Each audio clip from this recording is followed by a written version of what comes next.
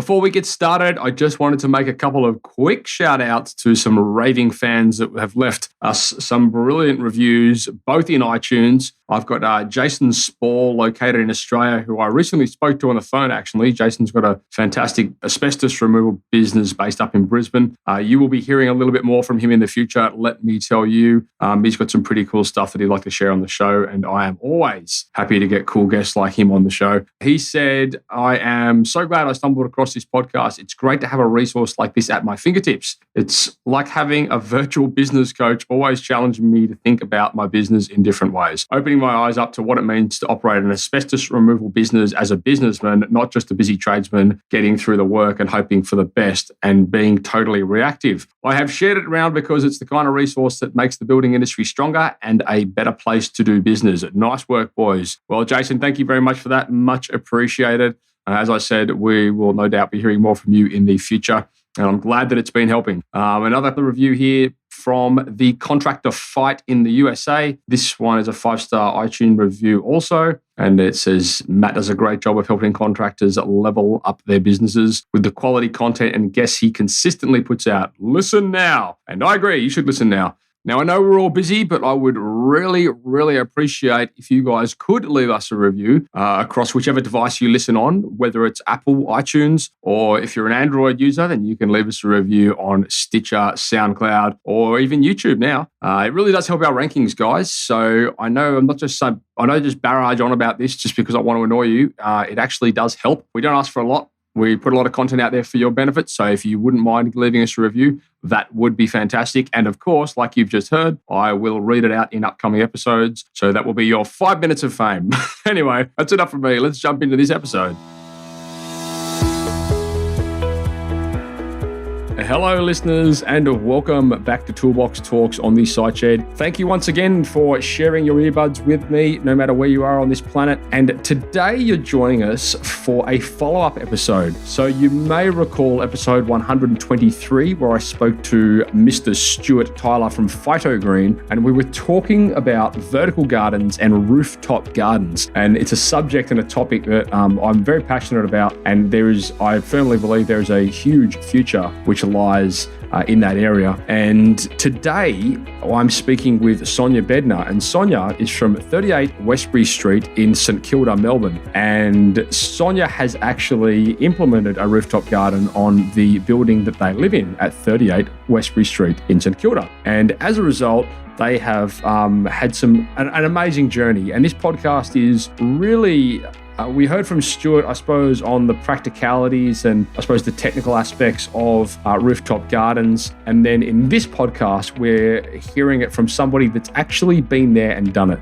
So for any of you guys that are out there that, considering getting a rooftop garden or a vertical green wall in your home or perhaps your office, then you're certainly going to love this podcast. Sonia's an amazing lady, and together as a community down there on that property, they've certainly achieved and laid the foundations for some really, really cool initiatives. So I hope you guys enjoy this podcast as much as I did speaking to Sonia about it. And if you have questions, by all means, and I'm sure a lot of you will, especially a lot of you landscape gardeners out there and builders, by all means, feel free to leave us some comments in the show notes. I'm going to post as well the link to Sonia's web address, because they've actually built a blog about the entire process that they undertook at their premises. And it's actually a fantastic blog. It's really, really good. So I encourage you guys to jump across there and check that out if you're interested. Otherwise, feel free to reach out to me, leave some comments in the show notes, and I will do my best to either answer them or get them answered for you. So anyway, that's a wrap from me. Enjoy the show. Let's dive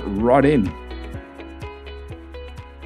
As we enter into a new financial year here in Australia, not that that's really relevant, I mean, around the world, planning your success path is critical to any business. Now, the thing about planning a success path is if you haven't got someone to help you do it, then chances are, firstly, it won't get done. Second of all, you don't really have anyone to stay accountable to. We always harp on about having a coach, and the reason you're listening to this podcast is probably because you like hearing the things that we have to say. So with that in mind, we have decided for a limited time only, and I say limited time only because I'm throwing this out there to an audience of thousands and thousands of listeners, and I really have no idea which way this is going to go. So It's going to be a case of first in, first dressed, I'm afraid. We only have so many hours in the day. However, over the next couple of weeks, we have allocated a number of time slots to you guys specifically where we can sit down and help you strategize a bit of a game plan for the next 12 months. Now, being that we do this day in, day out, we are a fully fledged digital marketing agency. We do websites and marketing for trade-based organizations and contractors all over the place. We've got hundreds of clients, and it's a service that we love doing and we are very good at it. So if you guys want to claim that, you can head across right now to the siteshed.com/session. And for the grand price of $0, you are going to get access to that. So that's our little gift and a way of saying thank you to you for listening to the podcast. And that's a little way that we can add a little bit more value to you guys. On that note as well, if you guys are not yet part of the Facebook community, head across there because there's some pretty cool stuff going on in that group. It's a private group, so you'll have to request access. However, one of the team will let you in. It's you'll be able to find it just by searching the Site Shed in Facebook groups. And yeah, we look forward to seeing you in there as well. Okay, that's enough from me. Go claim your session and we will look forward to chatting to you. Giving tradies and contractors around the globe the tools to run a modern business. You're listening to Toolbox Talks from the Site Shed. Now here's your host, Matt Jones. Hello listeners and welcome back to Toolbox Talks on the Site Shed. And today I am speaking to you on a topic that we recently covered, however, from a different angle. And you may or may not have heard the recent episode that we did on green roofs and green wall solutions with Stuart from Fytogreen. However, this is a conversation that is stemming from that. As when I was speaking to Stuart, he was telling me about this great project that they had a hand in St Kilda in Melbourne. And as a result, I have on the phone with me Sonia from 38 Westbury Street. Welcome, Sonia. Hello. Thank you for inviting me. Mate, thank you for joining us. And I'm very enthusiastic about this whole green wall, green roof situation. I did a bit of travelling. I do a fair bit of travelling, and I seem to go to a lot of cities that seem to have quite a good, plan in regard to, green roofs and rooftop gardens and all these kind of things. And I felt like, to a degree, we're kind of behind the 8 ball here in Australia. However, after speaking to Stuart, he told me that we're probably not as far behind the 8 ball as I may have originally thought. And I think you guys are certainly a testament to that. So I welcome you onto the show, and I just want to thank you for your time. And I just want to say as well, good on you for taking that step. I know it's certainly going against the stream to a certain degree. So yeah, I'm looking forward to, I suppose, talking to you about some of the problems that you overcame. And then as a result, I suppose, where you guys are now with that project. So you do have a fantastic website / blog, which is, for the listeners out there, it's 38, as in the number 38, Westbury Street, Westbury street.com.au. And it's a brilliant little blog that you put together there with some awesome articles. And I would just like to go right back, I suppose, to the big. Actually, you know what? Why don't you give us a bit of an overview initially to the project, and then maybe something a little bit about how this idea came into fruition, and then we'll dive a little bit further into some of the more nitty gritty details, if that's okay. Yeah, sure. So, basically, look, we live in a 1950s apartment building, and there's 23 apartments, and it's kind of goes over 3 levels. And the existing rooftop is a walk-on roof, which was built really to hang up washing.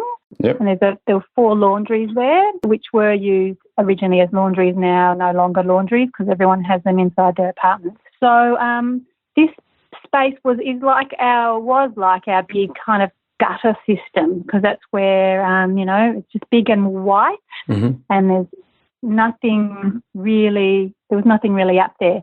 So 2 years ago is when our green roof was installed, and so prior to that we were looking up there thinking, what can we do with this space?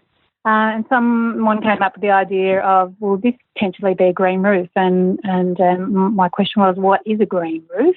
And then when we started, was it paint? We painted green, or what is it?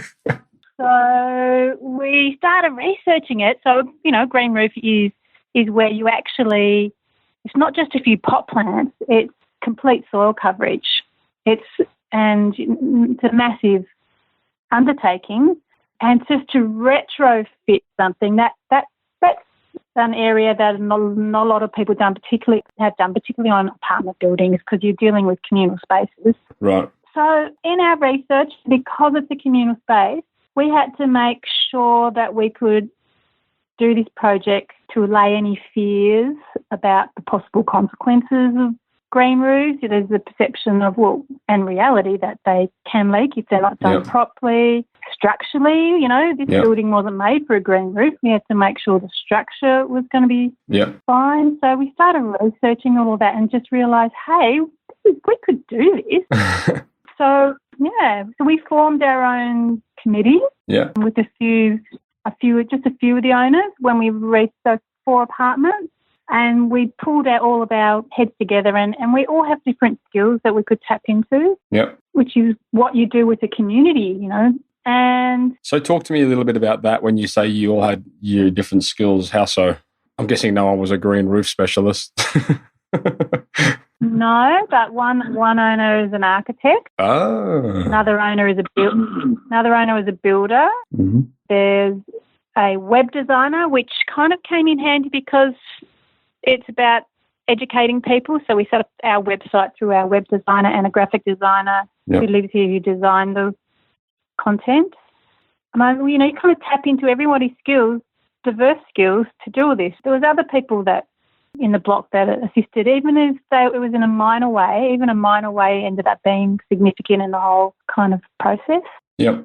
So just through everyone talking to people, we found out that there were actually funding opportunities for green roofs out there that not for green roofs but for environmental causes. And there actually are a lot of grants out there, whether they be state government grants, local government. I don't know if there's federal, probably not, but we actually ended up finding a grant to help with our green roofs through the Victorian state government at the time. Was that a financial grant to you guys? Like, did that help you with the cost of installing the green roof? It funded the whole roof. Oh, wow. Yeah. Oh, wow. That's amazing. Yeah. So then the reason that they did that, well, there's probably many reasons, but one is because no one's really done what we've done. So they needed to, by us doing it, we can hopefully open floodgates for other people to do it. And that's why our website, we filmed the whole process. We put all our contractors up there. We kind of document it as much as we can. Yep. Even now we go out, we talk to people. We have bus tours coming up here. We're part of Open House Day, which is happening soon. So if anyone wants to come and have a look and they're in Melbourne, they can come up and have a look at the roof. They just have to look up Open House on the web and you can click in and come and see it. But until you see it too, you don't realise how amazing it is. Like, we were visualising it and thinking, this will be pretty special, not just from the environmental point of view, but just from a happiness point of view. But the reality was far better than anything we could have imagined. So, so in order for people to come and see it and be on there, then you can think, wow, actually this is amazing and it can change people's lives. So there are a lot of apartment buildings out there that can do what we've done. There are apartment buildings where you can walk on their roofs. Yep. So I'm looking forward to getting into that a little bit more. However, what I would like to, I suppose, talk about now was maybe some of those initial conversations that you may have had in the beginning in regard to, I suppose, tenants or, occupiers of the building, perhaps council, maybe some of your neighbours, just things like that. Like, how did those conversations go down?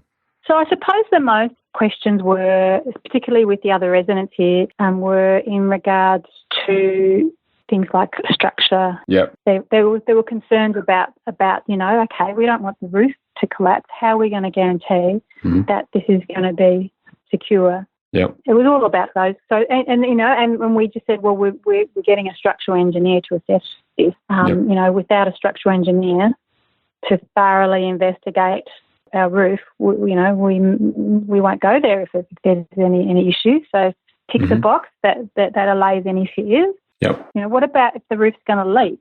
Yep. So it was those kind of, I don't know, do you want me to keep talking about how I do actually. Those things, Yeah, absolutely. I mean, I did want to talk about the design and the development problems that you may have run into, and of course, structural is obviously the first one that comes to mind. I mean, how much extra weight did your garden add to the roof? I don't know the exact measurements, but I mean, obviously, when you've got soil, you also have to add water into that. Wet soil, and the combination of soil and water is massively heavy. And structural engineers are quite conservative, so we've got a very, very low substrate. That means the depth of our substrate is 120 mils. Yeah. 120 millimetres. It's not very deep. It's tiny. That still is a massive weight. Yeah.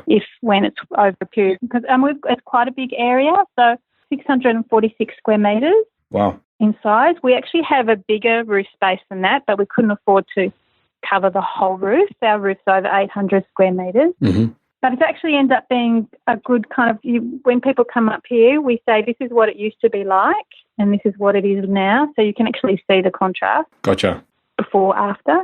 I suppose the question that I was really asking there was, did you have to take any, retrofitted precautions, like structurally? Did they have to do anything to the building? No? Okay. Not in terms of the weight. The only thing we had to do was things like increase the railing height, because the regulations specify a 1 metre, 1 metre from ground to top of a railing. So we had to increase our railing heights because our soil levels went up. And so, okay. Oh, gotcha. And also regulations have changed since the 1950s, and all the railings were lower than 1 metre. So as soon as you change something, you have to comply with current regulations. So while we're talking about that, in terms of compliance, did you have to submit a design to council for development application or anything like that? No. Okay. No, because it was an existing walk-on structure. So if it was completely new, yes, we would have, but no, we didn't have to. So that made it a bit simpler, didn't it? Yeah, absolutely. And what about while we're talking design here, being I suppose that you already had the rooftop there, which was effectively quite a large catchment area, I'm guessing, the drainage was there to accommodate that already. So was there many hurdles you had to jump through with drainage, or was it more or less okay? No, it's already there because it was our catchment area. Yeah, okay. And did you have to do anything in terms of access or maybe electricity or anything like that? Fire? We had to add, we just had to get electricity up there. Yeah. We just had to, and when we had to put water, so just extension of the plumbing pipe, extension of the electrical cables up there. Because we've got a irrigation system up there, which is run through. Yeah. So we need all that for the irrigation system. It's on a timing system. Yep. So that's all up there. We had to employ brickies to lift up we've got laundries, but in order to have the soil levels up there, we had to raise the hob. To raise the hob. All the hobs had to be raised.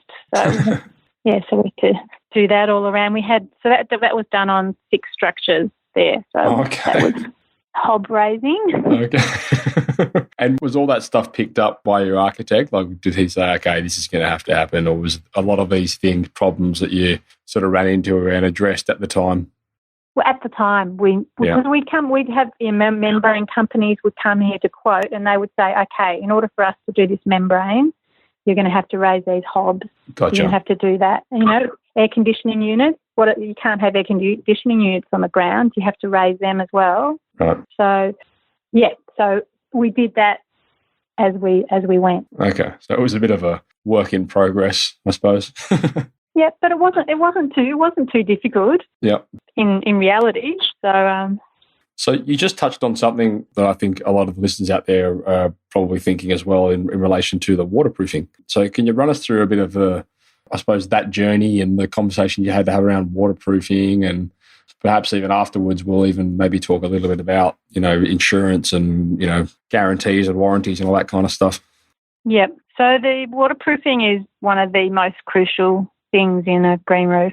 So, and, you know, it's very problematic out there in the industry. Mm-hmm. And because we're not experts, it was a minefield trying to work out what was the best waterproofing. Right. So, and again, we're just educating ourselves along the way. So basically, what we discovered in our research was the best kind of waterproofing is something that is separate from the structure of the building. You don't want to have a paint-on membrane because if the building moves, then the membrane will move with it, and potentially that's what causes cracks. Right. So you're better off having something that's completely separate in a way. So it's very much like a thick pool liner. Right. It's specifically designed for green roofs. There's a few products out there. So, and what it is, it's attached to the building on the parapet. It's kind of, you know, it's a massive job. That was the biggest job in the whole structure of the green roof, this membrane. Yeah. And so it's very labour intensive. So the guys came out first off and just saw cut into the brickwork on the parapet, a big line all around the building. And then later on, this membrane was heat sealed into that cut. So what does that mean? So it's like they're carrying, you know, hair dryers around, and there's a hair dryer that's pretty much melting a bit of the membrane onto a long, I don't know what you'd call it, like a liner? Yeah, so that big cut that they made, they also attached into that a membrane-like structure that went all along that line, and so that was attached to the building, and then the membrane is heat sealed onto that particular membrane. Okay. Sorry, technically I don't know how to. Yeah, I think I've seen it before. Actually, it's almost like they almost like bake it on, don't they? It's like they do. It's like a weld, effectively. It is, and really the machine is like a hairdryer size, and so there's just someone there kneeling down the whole time, going around the whole building, which is massive. And you have to go around all these. You know, we also have chimneys up on the roof. Right. So they have to go around all these little chimney structures, and you know, which takes forever, and you have to do it when it's dry. You can't do it when it's raining. Right. So it took about 3 or 4 months to actually do this in between weather conditions and, you know, intense labour.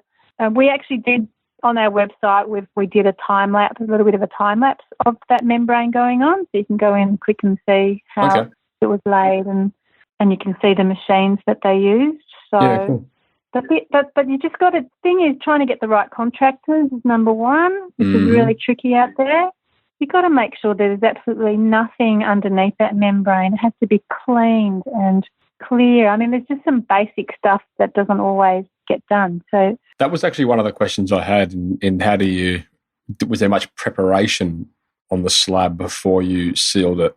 Just cleaning it. You have to it's just cleaning it, making sure there's nothing there. Like if you end up having one rock that's left there, or a tiny stone, later on when the membrane's on top of that, if you step on top of that membrane, the stone could pierce through it. So it's crucial that the membrane's done well. I've heard of stories where the membrane was put on upside down, and the whole roof had to be redone again later on because there were leaks. So you just have to be onto everything, and do it well. You won't have a problem. While we're talking about that, how did you find the right contractors, and how did you find the right people for the job, being that there's not really that many case studies going around on the type of project that you guys have? We just talked to as many people as we possibly could, really. And this has been done overseas for, you know, over 20 years. Yep. So it's not new. Yep. It's newer to us, but it has been tried and tested, and so we ended up, I mean, our membrane ended up being an Italian membrane that we use. But there are a lot of good Australian products out there as well. So look, it was really talking to a lot of people. We talked to, there was a company that ended up being our leak. We've got a leak detection system up there, so if we do have any leaks, we can find that leak quite readily. We talk to them about, okay, this is what you do. What problems have you encountered? Because if anyone has a leak, they call these guys to come and repair it. So we said, okay, what would you recommend as a membrane out there? So it's just word of mouth. What is the leak detection system? So what they do, you have to have metal steel in the base of your structure. So our roof is made of concrete, and inside the concrete is reo. Yep. And so that reo can act as a current. Mm-hmm. If there isn't steel there, that this company comes and puts a metal grid underneath. So they come out with 2 probes, and then they flood the area. And what it is, it's kind of the transference of water that goes from the top of the surface. If there's a leak, a current will show that hitting in the steel. Right. And they can detect that within like a 20-cent coin area. Wow. So in future, any leaks, no problem. Once the membrane was laid, we actually got this leak detection company to come out to make sure that the membrane did not have any leaks in it. Yep. And so they tested the whole membrane area, and there were leaks. There was leaks everywhere. So really? they come, because it's such a big job, and that's usual. So you have to, for this huge area that we had. So they would then highlight all the areas, and they do it in conjunction with the membrane company, who then is on site at the same time, and they repair the leaks as they're finding them. So you want to make sure it's completely sealed, and it was. Then the green roof was installed, and then after that, our leak detection company came back again to make sure that no holes were made during the construction process. And reflooded it? They reflooded it. They don't flood the whole area at the same time, just sections. They do it with a hose, and they gradually go through the whole area. Yep. They retested it again to make sure there were no leaks, and there were no leaks. But if there was in the future, it's quite easy to come and repair. In fact, we did have a potential leak in our roof at one stage, because one of the residents decided to put up a shade cloth, and to put it up, they decided to get a tent peg and bang it into our grass. And that tent peg almost went through the membrane. It actually, it's like, what are you thinking? This is not like in your backyard downstairs. But oh, good. That's what someone did. And so what we actually just dug up a very small section of that roof where the tent peg was struck in the ground, and it went through the drainage. We've got a drainage cell. It went through that, but it just missed going through the membrane. But if it did, we could have fixed that up on the spot, because it's a small area and you just heat seal one patch and it would have been fine. So it does sound like, waterproofing, of course, is a huge consideration. However, it sounds like it's quite, if it's done properly, I should clarify, it's not a hugely hard thing to remedy if something goes wrong. That's right. And really, it's not rocket science putting a membrane down. It's not. So, and you can easily remedy it.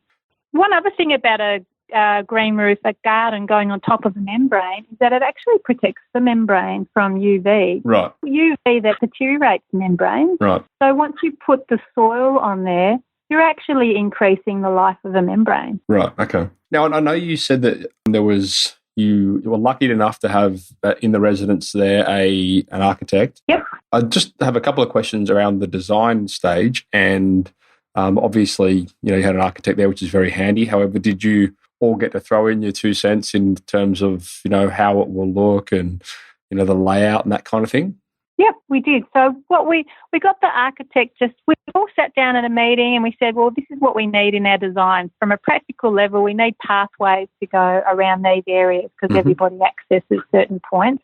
And we'd like to have some deck areas, and we'd like some grass. So pretty much our architect then went away and just did a preliminary design for us, incorporating all that. And then we all came back, had another meeting, had a look at it, and, everybody can put in their to them for what they wanted to do. It was actually pretty simple. Yeah, right. Sounds like you live in a very amicable building. Yeah, I suppose. We didn't get everyone involved. If we got everyone involved in that process, then it would have been, you can't, it's like you need a smaller committee to make decisions. You couldn't, you wouldn't, if you had 23 owners, it wouldn't work.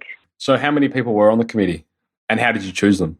On the Green Roof Committee, it was just 4 apartments, which is 8 people living in those apartments. And we chose them because we knew that this was the people, the architect, the people that, it was our like-minded people who knew that this was an amazing project. And so were those people the people that were living directly underneath, like the top floor?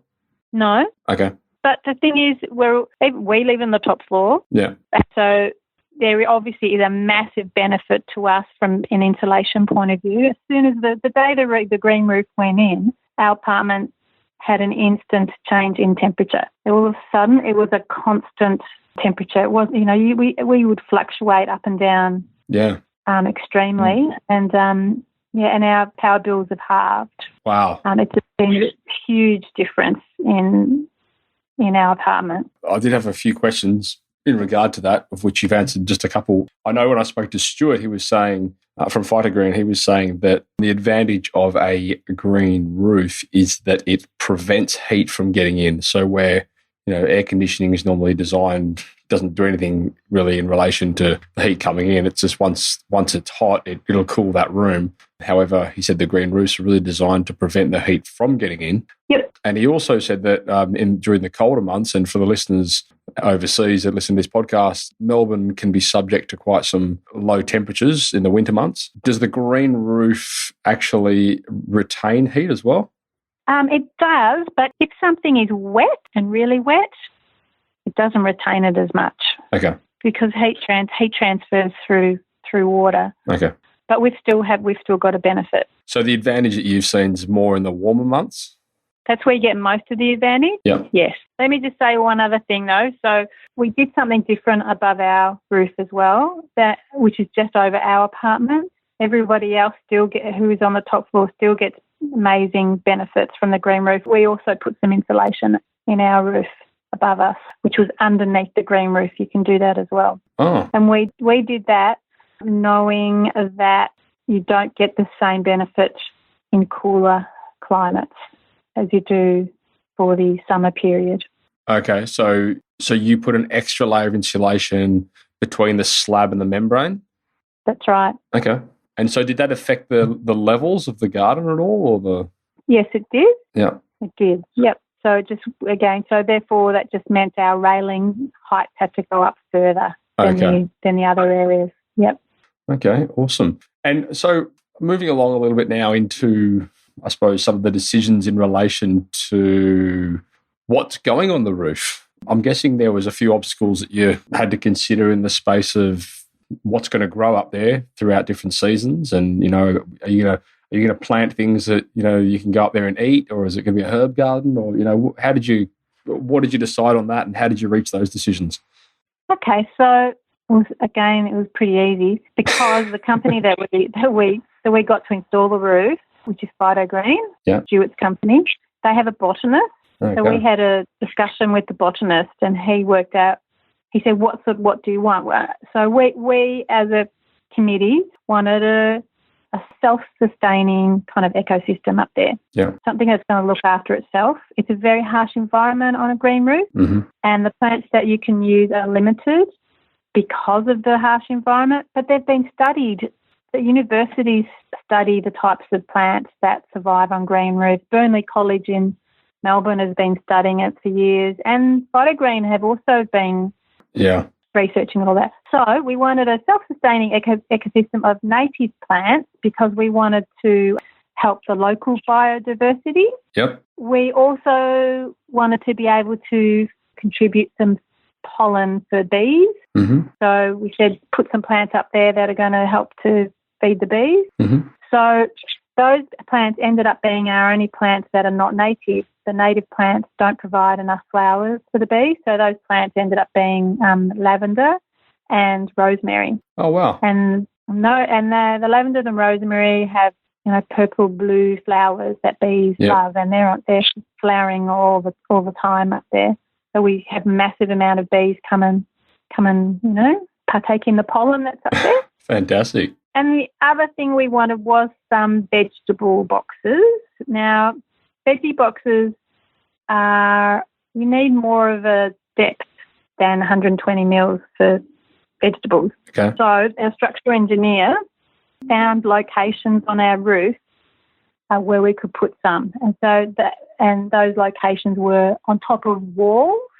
Mm-hmm. So our building's made of brick, and so internal wall brick walls. So we had a few on top of those walls, and in between our main entrances, our stairwells, because so the spans in between, the walls are small, so you could put some veggie boxes in there. So he pinpointed where they could go. So there's 300 mils of depth for the veggie boxes. Okay, cool. And do you plant, I'm guessing it's seasonal vegetables and herbs and stuff in there, is that right? That's right. Yep. Okay, so... Yep, we do. And who's in charge, or whose responsibility, or who looks after maintaining those and making sure the right things are in there the right time of year and pruning and all that kind of stuff?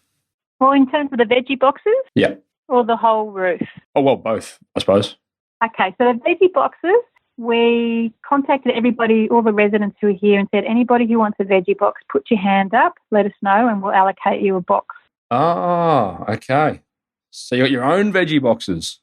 Look after their own boxes. Oh, we don't have enough boxes for everybody, but we thought, well, if there's more demand, we'll build some more. Right. So, and some people share one veggie box. So therefore you look after that yourself, and it's been brilliant. And because you get complete full sun, which is perfect.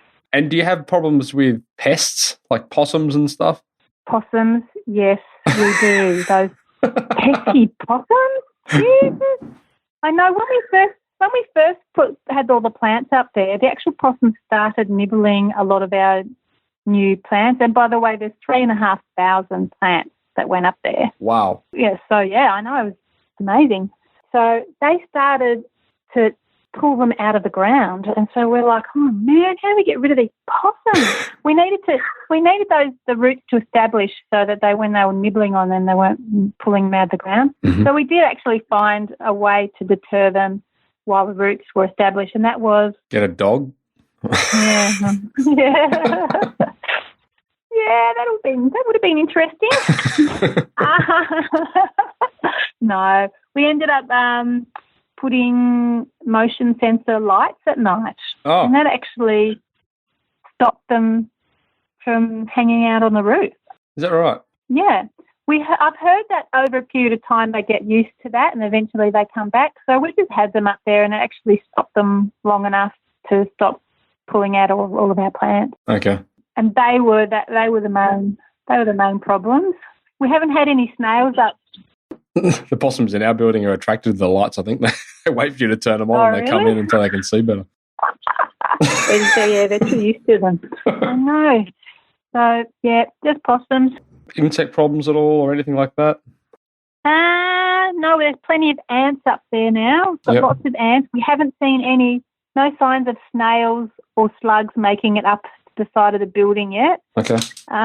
We've obviously got butterflies, so they come and land. But and do you have your own bees?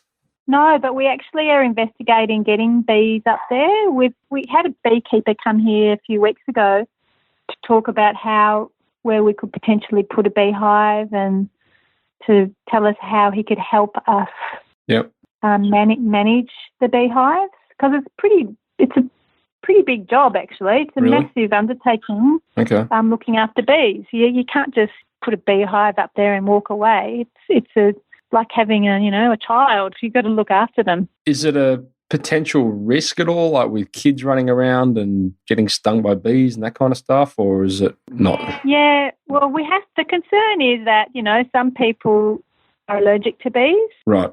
So if we were going to do this, we would have to do it in the safest way possible. I mean, look, there's bees up there anyway, there's thousands of bees up there that we haven't, that just come from the neighbouring environment. So, but if we then end up having our own beehive, you've got to think of liability. Are we if someone does get stung by a bee, can they then now say, you've got your beehive there, we're going to sue you? Look, I don't know. But we've been investigating all of that, and then you can do it in a safe way. Yeah. Okay. You just have to, you have to fence off kind of the beehive so kids can't go in there and stick their fingers in the beehive and agitate the bees. And you probably have an EpiPen on site there, next to the hive. So, if we want to go down that pathway, we have to do a bit more research to do it right. So in terms of the plants that you've got in the gardens there, are they the native plants? Are they year round, or are they seasonal also? They're year round, but so a lot of them there's a lot of native grasses. Yep. So what happens is a lot of the grasses and a lot of plants up there have an end life. So just say they're only around for a few years, but they self-seed. So some will die in one location. They'll self-seed in another location. It'll be a changing landscape. So, our vision too our vision was that it was going to be like a meadow. Yeah. And that's what it ended. That's what it is. It's like a meadow. It's beautiful up there. I'm trying to ask questions. We've got a lot of landscape gardeners and arborists and things that listen to the show. So I'm trying. I probably should have asked them first to give me some questions that I could ask you. But what I may do, if it's okay, I'm sure a lot of them will have questions. So I might even when they inevitably hit me up with them, I might come back to you and maybe get you to answer some of those in a follow up. Well, on our website, we actually have a link into all the plants that are on the roof and the design that our botanist came up with. So his kind of map of the roof and where he planted everything is on the website, and all of the names of all the plants. So there's a combination of lots of native grasses. There's some climbing plants. There's lots of ground covers as well. Yeah. And there's lots of, and there seems to be something flowering nearly all throughout the year. Mm. So, we've got cutleaf daisy. I can't believe it. It seems to flower forever. So there's always something. We've got beautiful bulbine lilies that come out. It's just lovely. Yeah, it's gorgeous.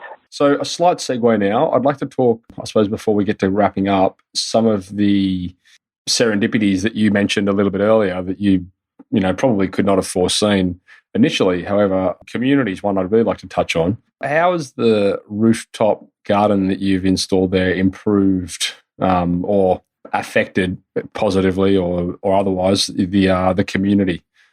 Oh, it's been massive. It's a massive change. Mm-hmm. Before we didn't have a communal space where we together. Now this space, not only is it a communal space, it's a space where we all have a focus, and everybody loves that garden so much. We all go there to, the garden is the focus. So you've got something in common to even unite people. Yeah. So, we had families here who were thinking of leaving because they've got kids, and we have a child too. Those families don't want to leave now because they've got a garden. Right. And the kids are up there all the time, whether they're in there digging in the soil or we've got a hammock up there. They're up there in the hammock. They run through the sprinklers, or they just run. My little boy, the first thing he did when the roof was finished was just run. Yeah. From one length to the other. And it's just such simple stuff.